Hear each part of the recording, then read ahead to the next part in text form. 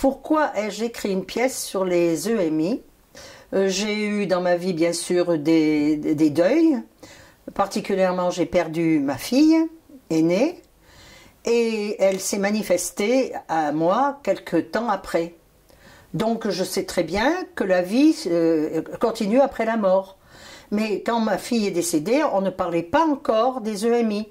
J'avais des amis qui en avaient vécu une, mais qui n'en parlaient pas.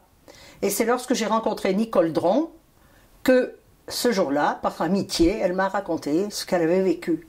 Et là, j'ai dit, mais c'est absolument extraordinaire, parce qu'au moins, on est sûr maintenant que la vie est là tout le temps, dans l'infini et dans la continuité. Et je comprends maintenant que c'est une expérience qu'ont vécu énormément de personnes.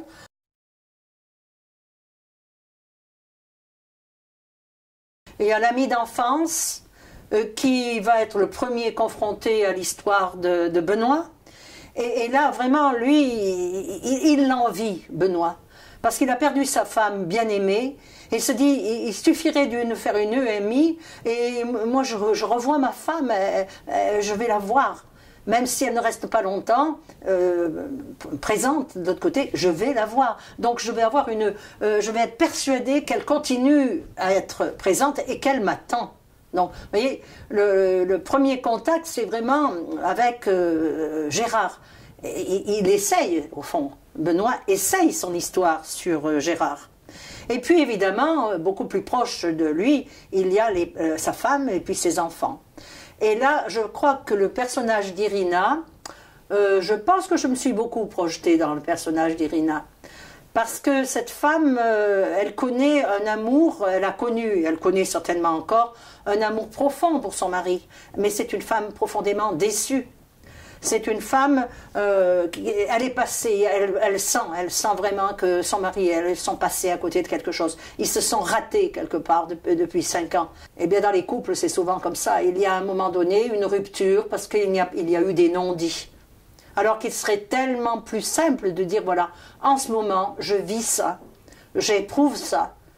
Alors, tu n'éprouves pas la même chose, mais comprends-moi. Et c'est ce qu'elle lui dit, Irina, mais pourquoi ne nous as-tu pas parlé? Pour moi, c'est vrai que cette pièce, c'est d'abord un chant d'amour. Le chant d'amour qui se fait à travers les incompréhensions. Dépasser les incompréhensions, dépasser les limitations. C'est l'écoute. Je t'écoute, je t'aime, donc je t'écoute. Et quand je t'écoute, je t'entends. Mais si je ne t'écoute pas, évidemment, tous tes messages passent à côté. Et là, Benoît, lui, ne peut pas faire autrement que de parler de ce message, quelque chose qu'il a vraiment vécu, mais que les autres ont du mal à entendre, puisqu'ils ne sont pas dans cette même vibration. Et c'est pour ça qu'il va parler différemment à son fils, qui a 19 ans, à sa fille qui a 22 ans, et à la femme qui a partagé sa vie. Il ne peut pas avoir le même discours, parce qu'ils n'attendent pas la même chose de leur père, ou de leur mari. Et c'est ça dans la vie. On aime des gens, mais chacun d'entre nous je dirais, attend quelque chose de l'autre. Et c'est très rare que les attentes coïncident. Qu'est-ce que j'ai fait en écrivant cette pièce à travers Benoît? J'ai voulu écrire une histoire d'amour. Mais pas une histoire d'amour banale, si on peut dire, est-ce que l'amour est banal? C'est pas le cas, mais on vit l'amour sur la terre de façon quotidienne, avec tout ce qu'on peut, avec notre âme, notre cœur. Mais là, Benoît s'en va dans un autre monde. Et cette fois-ci, il ne s'agit plus d'un monde quotidien, il s'agit d'une envolée, d'une ouverture vers un monde total, un monde d'amour pur.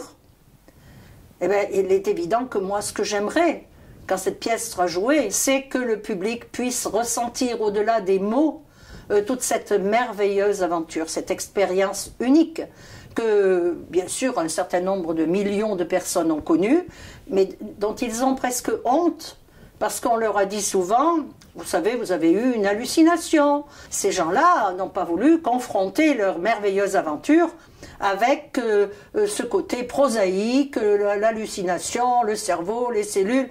Ça ne colle pas avec ce qu'ils ont vu. Eux, ils savent.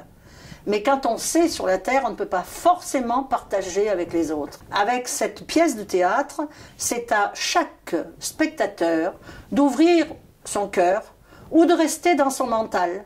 Ceux qui resteront dans leur mental vont ricaner. Vont dire, mais c'est quoi ça encore?